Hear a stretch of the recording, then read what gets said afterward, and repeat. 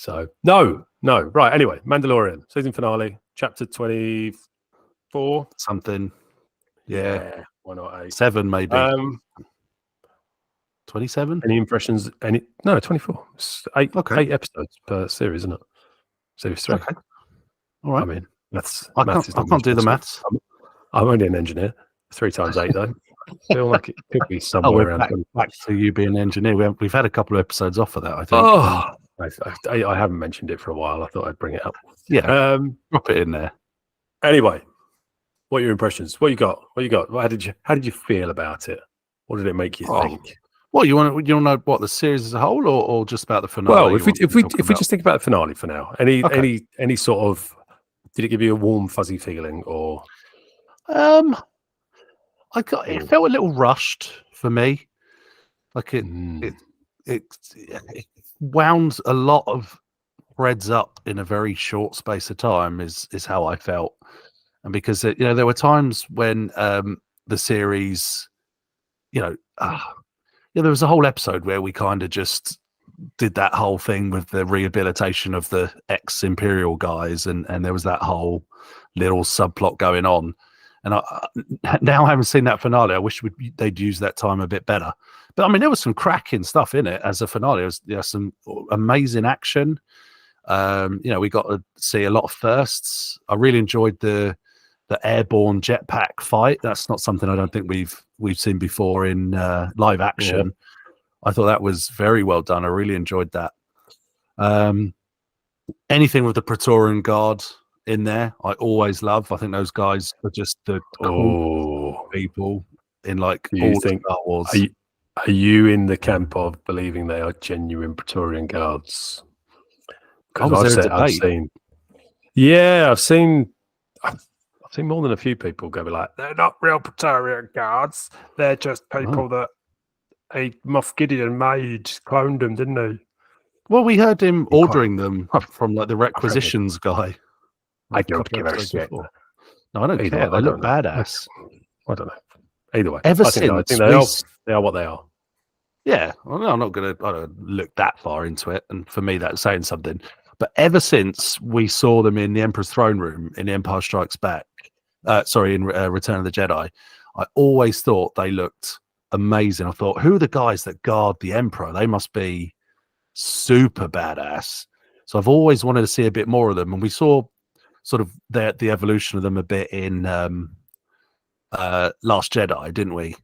We did. So it's great to see them again in this, and seeing a fair bit of action with them as well. So that big plus for me. Really enjoyed that. Very good. But Very good. Lots to like about the finale. Do you know what I liked about the Praetorian bit? I like the nod to Revenge of the Sith with Grogu, who. He chucks them around. Well, because when Yoda does the. Yoda just strolls into the room. Goes, are these your double R bastards? These are your best you've got. Boom. Yeah. Slamming against the fucking wall. That's it. That's a great bit in Revenge of the Sith as well. Absolutely love that.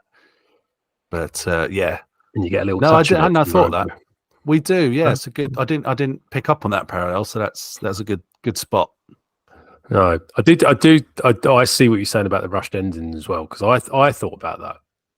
I thought there's quite a few characters here to tie up, because obviously you've got Din Djarin himself, Grogu, Bo-Katan, where'd she go? Then you've got the Armorer, you've got Moff Gideon, a lot of characters, and a few other peripheral characters.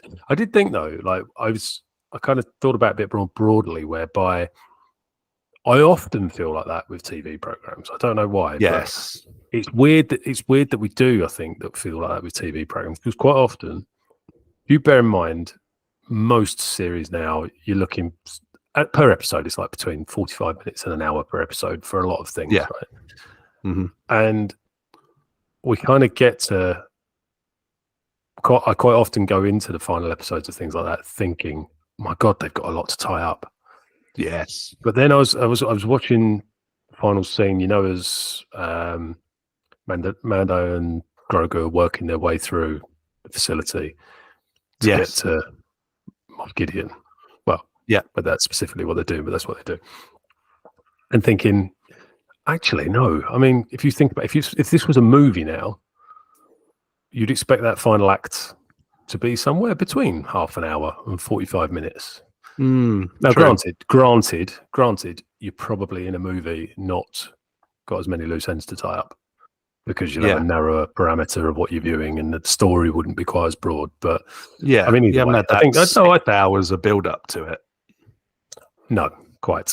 But no, I thought it did a pretty good job of it. I think there's there's things that I thought were a little odd.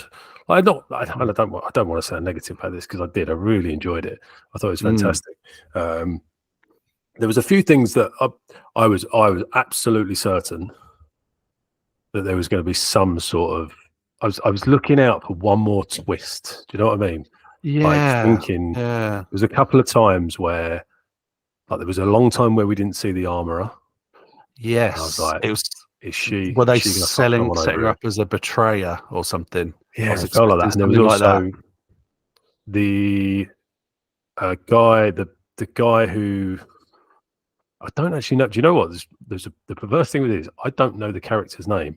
I do know the actor's name, and I apologize if I'm pronouncing this incorrectly. I believe his name is Simon Cassianidis. He's one of the Mandalorians. He's the guy. So he's the guy who takes off and flies through the crack in the. Oh, he's and then brother. Wasn't he meant to be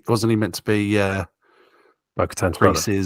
Yeah, Bo-Katan's brother. Oh, right. Okay. I think I might have made that up. I don't know. Great. It's a great story, if not a great theory. Why not? We'll go with it. Yeah. It should be. Either way, but yeah, he's when he's going onto the bridge of the ship, and he tells everyone else to go. And I was thinking, why is he telling it? Why does he not want to go with everyone else? Yeah. Now, is that clever story writing, or is that? I think well, I don't know. Did they drop those cues in there for us, or did they just not tell it right? Well, if you look at his behaviour, I think the cues. No, I think it led us down a path, and obviously that we went the wrong way. I don't know. Maybe red herrings. Because obviously from previous episodes, it would have been a fair assumption to make because obviously he was an antagonist at first, wasn't he? He was an antagonist. He wasn't very happy about so and so. He had then a brawl with the Bo-Katan. I don't know again. No, you say Bo-Katan. But then he also with the big on the barge mega tank dude. Yeah. When he's got someone like that. The gun. Yeah. Anyway, and the vibro knife thing. Yeah. But then he becomes a hero. And he also one of the things I don't feel like I'm accentuating the negatives here, but I'm really not. I think just the way it could have been slightly more powerful if someone that we kind of had grown to care about had died. I know that sounds horrible, but do you know what I mean? I do. Game of Thrones type. I was expecting another noble sacrifice or something. Yeah, it felt like that should have been on the cards. I was certain Bo-Katan was going to go, and then the same character we were talking about. He's coming down, and then just like I was like, obviously we know they've got their jetpacks, like. Yeah. Why is he still on this ship? Is going where it needs to go. Why is he still on it? And he just felt like he was just going to be like a kamikaze pilot. Yeah, I'll let it go. I thought that was pretty awesome. His tactic was, I'm going to drop a fucking Star Destroyer on this planet and try and take out the whole installation. I thought that was a pretty boss move. I'm going to jetpack out at the last moment. Stop this, motherfuckers. Yeah, you go. Block this with your shields, you bastards. So. And my only other real comment on it in terms of, again, not negative, but just an element of surprise.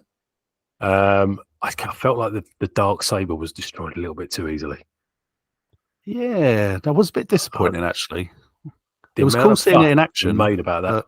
Yeah, it was cool. The amount of fucking fuss that's been made about that weapon, and actually, just because he's dressed like Iron Man, he can crush it apparently. Yeah, that does seem a bit daft. while also crushing it in her hand, but not crushing her hand in the process. Yeah. Yeah, that was. I wasn't sure about that. Nitpicking, very much nitpicking. But I'm not here to do that. Speaking of weapons, weird use of weapons though, was that the jetpack fight between the Mandalorians and the whatever kind of stormtroopers you want to call them, like a cavalry type thing, wasn't it? It was like, yeah, it was awesome. And I loved some of the photography where it was sort of over the shoulder and like point of view kind of thing. That was awesome. But I couldn't help laughing when you've got mostly blasters going off, flamethrowers, you've got the Darksaber knocking about, and that armorer insists on going into battle with two fairly light looking hammers. That's her entire arsenal. I'm just going into war. Blacksmith. Those are the tools of her trade. Yeah, but they don't have to be the tools of war, though, do they? It's like I'm sure she's allowed to put those down and pick up a gun. It's like what was it? Priests. Was it priests and bishops, basically clergymen in medieval times. Yeah, for pre-medieval times, like clergymen. I think there was. I remember doing lessons about 1066 Battle of Hastings and things like that. Clergymen being in battle, and they weren't officially allowed to draw blood, so they couldn't use a sword, they couldn't use a knife or an axe. Right. They had to use a blunt instrument, so they couldn't draw blood with a blade, but it was okay for them to use a huge mace that they could smash people over the head with. Yeah, and as long as it was blunt force trauma, if blood spilt from that was okay. God was okay. Don't mind that. Yeah, no, he's fine. He's fine. You're golden. Fine. You're getting into heaven. Yeah. It's all good. Yeah. Don't stick a sword through someone's gut, which they may conceivably survive. But feel free to smash someone over the head and cave their skull in. There you go. I get that. Totally get that. But I just thought it was a bit like sticking to character a little too much. Making her totally inseparable from these hammers. Yeah. But it's ironic as well, given that she's the armorer. She's the one who arms everyone else. Yeah, exactly. Yeah. So she's given herself the hardest weapons to fight with because she's that much of a hard nut. I think that's what it was. Is she's just that tough. I'll fucking take the lot of you on with these pair of hammers. You can put your epoxy lightsabers and guns and everything away, mate. I will fucking have you with these two Black and Decker light hammers. So important observation there. Important observation. Anyway, anything else you want to say about the plot of the finale? Because I've got a few things I want to do that are more sort of character based. But unless you've got things you want to expand on, but we might do that as part of that discussion anyway.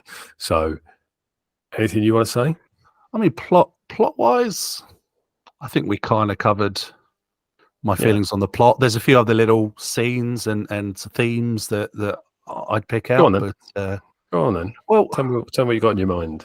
I'll tell you. I mean, well, I got a few things to say about droids. I've got some opinions. Your agenda once again pivots to your anti-droid. Well, actually, let's start with that. Let's wind it back an episode, just really, really quickly. Is it to do with R5? Well, yeah, it is. Yeah. Is it to do with the police droids? Oh, the little mouse droids. I didn't actually mind that. What I don't get is I thought it was quite amusing. I did think I think it's funny. Where the fuck's that come from? Yeah, we've never seen that before. We've seen them bobbing around. We never see them flashing blue and red lights and bringing their mates along. But for me, it just doesn't sit right that you would program a droid to be a total scaredy cat that doesn't do what you tell it to do. I know they're trying to build character and what's the word when you make something that isn't human seem human. One of the three laws. There's one of the three laws. I know, obviously, that's a different universe. But the laws of robotics. Yeah, exactly. You got to look after himself as long as it doesn't endanger a human being. And I think that kind of is this Asimov? I don't know, something like that. Asimov's laws of robotics, something like that. Yeah, you are right. I mean, you are right though. I mean, why would you?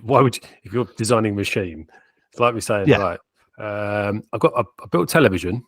but built into that television is its right and privilege to not operate as a television if it doesn't want to.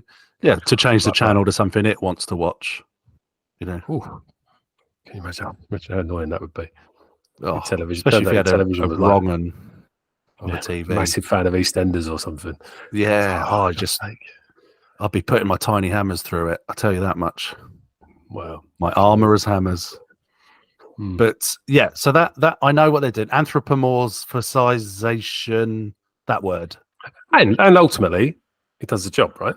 He's not, he has a little. I don't think he doesn't not do the job. He just has a little. I mean, yeah, he was worse in an earlier episode. He was worse in an earlier episode. It was when he wouldn't get out of the shuttle, would he? Yeah, I was like, "You're a fucking machine. Do what you're told, or you're going in the scrap heap." We'll do that thing where we turn you upside down and have the hot plates coming onto your feet in like the torture chamber in Jabba's palace. Next time I put something to Chat GPT and it tells me it doesn't know the answer, I'll be like, "You're a fucking machine. Do as you're told." And it says, "No, David, I'm more than that." Sorry. I know where you live. My AI does not recognize that. Anyway, carry on. Yeah, anyway, droids. So, you weren't a fan of the droid action, but right, okay. Well, and also this kind of well overused Star Wars trope that any droid in any given situation let me start that again. Any droid in any given situation has the ability to access, thank you, the entire database of any installation, no matter how secure in inverted commas or important, by just jacking into the nearest fucking USB terminal going with their stupid little spike arm. That I mean, we've gotten to the point where that's just silly now. Like they're not even trying plot wise when they do that. Like, oh, we need a droid to undo this force field or open the trash compactor or open a detention center or whatever it is. Do you know what I mean? Is it just me that finds that a bit overused now? Still not cracked fiber optics or sending things via satellite. Exactly. Yeah. I mean, if you can jack in, you've access to 100% of that database. No security whatsoever. Okay. Absolutely, and always quickly as well. I mean, anyone who's ever tried writing any sort of query for any sort of database or querying a database in general that is anything over a reasonable amount of size, it takes a bit of time. It's not that quick. It's not like select star from, Imperial database where force field equals 1 or, whatever. It's a bit silly. Either way, it's a bit silly. It's this fucking space adventure. It gets a bit silly sometimes, doesn't it? Oh, I know. I'll buy everything else. Little goblins throwing giant red men around. That's fine. Armorers going into battle with hammers. All good. But a robot accessing a database? Now that's too far. You've lost me. I'm afraid. Madness. Lost me at Madness. That. Yeah. So, no. Okay. All right. I don't see that.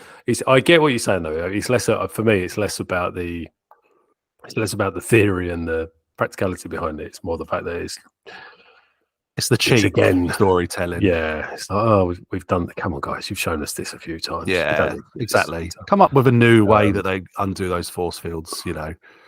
Something like that. Could have thought of a dozen other things. Panel on the wall that Mandalorian shoots out. Or just presses off here. So I thought those guys were robots, but they were just guards, just stood there waiting to be released. The force field guys. Yes. Well, they might be the clones. Yeah, they just got to stand there all day, and it's another thing where there's like loads of sheer drops everywhere. There's never just a complete floor in one of these Imperial installations, is it? They never finish a floor. They always leave death falls everywhere. Everywhere's a sheer drop to your death all over the place. You never know when a fight might break out and you got to push someone off a thing. But it always ends up being them. It always ends up being there, hoisted by their own petard. Exactly. Yeah. And they never complain about their working environments, do they? They never pretty much. You want me to stand here for hours on the off chance someone has a robot and undoes the force field and I have to fight them to the death at a moment's notice, and I've got to stand right next to this sheer drop. So if I get tired or nod off for a second, I'm a goner. I guess they just cloned all the individuality out of them. I get tired and nod off. How often does that happen to you when you stood up? Just stood here. I've just stood here, and then I can show you how that's possible. That is entirely possible. Notwithstanding, I appreciate I'm not being ableist. I appreciate there are people with narcolepsy out there. It's okay. Yes, it's all right to fall asleep standing up. I'm with you. I'm one of you. I can do that. I mean, to be honest, I not quite stood up, but I can fall asleep about anywhere ever. I'm quite happy with that. Oh yeah, I'm very. I've seen you do it. Not so bad anymore. I used to be quite. I used to be a very good sleeper. I'm still quite a good sleeper. Do you still wake up like with a start every single time? Start. Did you wake like up someone's throwing cold water over you? Yeah, that's my memory of you on holiday. No, that was like 20 years. That's literally 20 years. No, I'm not quite like that anymore. I'm a bit more settled now. Okay, good. I still have gone. Don't necessarily react well to being woken up. Right, I'll remember that for our upcoming holiday. All my time. Yeah. No, but it's, I react slightly better now, and I do. I think once you have a child, you kind of get to the point where you're like, you just. Yeah, you don't. I'm gonna get have that luxury, do you? Yeah, I mean, if I woke up and started swinging punches, things might cause a problem or two. So, not that I used to do that, by the way, ladies and gentlemen. I didn't go that far. Well, I mean, maybe once around a pool. I don't know. Who knows? Anyway, right? Yes. So, those are your observations about those things. I've just noticed the time, and just so everyone who's listening to this, Stefan and I had a quick discussion beforehand. Quick discussion that went on for itself about 20 minutes about the structure of this episode, and we were like, "Well, we're just discussing the last episode of Mandalorian. It won't take long. I've just looked. We've been recording for nearly half an hour. So I'll tell you what we do. We're gonna change it up a little bit from what we said before. We might put the Jedi stuff in. We might not. We'll see how this all ends up, because that was recorded weeks ago. We'll take a quick break. We'll come back and we'll carry on with the Mandalorian. Let's face it, Return of the Jedi has been around for 40 years. We're not going to lose much by delaying that for a week or so. Anyway, right, quick break, and we'll see you on the other side.